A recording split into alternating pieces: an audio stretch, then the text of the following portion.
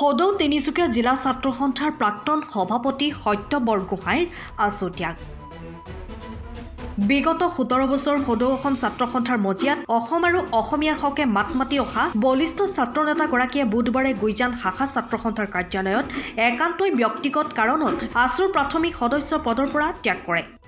কোনো ৰাজনৈতিক পৰিকল্পনা নাই ছাত্ৰ নেতাগৰাকীৰ। অসম ছাত্ৰ সন্থাৰ পবিত্ৰ মজিয়াত সুদীৰ্ঘকাল মই ছাত্ৰ সন্থাৰ মজিয়াত থাকি ৰাইজক সেৱা কৰিবৰ সুযোগ প্ৰদান কৰাৰ বাবে মই পোনপ্ৰথমে সদৌ অসম ছাত্ৰ সন্থাৰ নেতৃবৰ্গক ধন্যবাদ জ্ঞাপন কৰিছোঁ।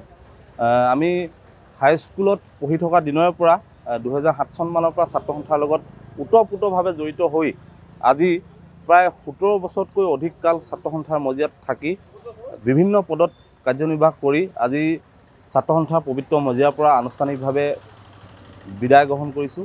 আৰু একান্ত ব্যক্তিগত কাৰণত আচলতে এই মোৰ বিদায়। আৰু অনাগত দিনত ছাত্ৰ সন্থাৰ লগত প্ৰতিটো ক্ষেত্ৰতে সদায় সহায় সহযোগিতা থাকিব।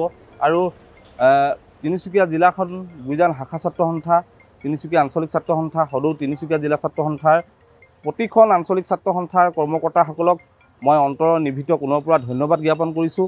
আৰু এই গুইজান শাখা ছাত্ৰ সন্থাৰ ইয়াৰ পৰাই মই ছাত্ৰ সন্থাৰ জীৱন আৰম্ভ কৰিছিলোঁ। আৰু ইয়াতে গুইজান শাখা ছাত্ৰ সন্থাৰ প্ৰাথমিক সদস্য হিচাপে যোগদান কৰি সুদীৰ্ঘকাল ছাত্ৰ সন্থাৰ মজিয়াত থাকি সদৌ তিনিচুকীয়া জিলা ছাত্ৰ সন্থাৰ সভাপতিৰ দৰে গুৰুত্বপূৰ্ণ পদত কাৰ্যনিৰ্বাহ কৰিছিলোঁ। গতিকে আজি এটা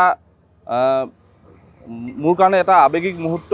আৰু এই মুহূৰ্তত মই সদৌ অসম ছাত্ৰ সন্থাৰ প্ৰতিগৰাকী কৰ্মকৰ্তাক শুভেচ্ছা জ্ঞাপন কৰিছোঁ। অনাগত দিনত তেওঁলোকৰ নেতৃত্বত দেশ আৰু জাতিটোৰ বাবে তেওঁলোকে যাতে অনাগত দিনত জাতিটোৰ এটা ভাল নতুন দিগন্তলৈ ৰাওনা হয় তাকে কামনা কৰিছোঁ। আৰু জাতিটোৰ আহিবলগীয়া প্ৰতিটো দুৰ্যোগৰ সময়ত মই সদায় সদৌ অসম ছাত্ৰ সন্থাৰ লগত কাষত থিয় দিম।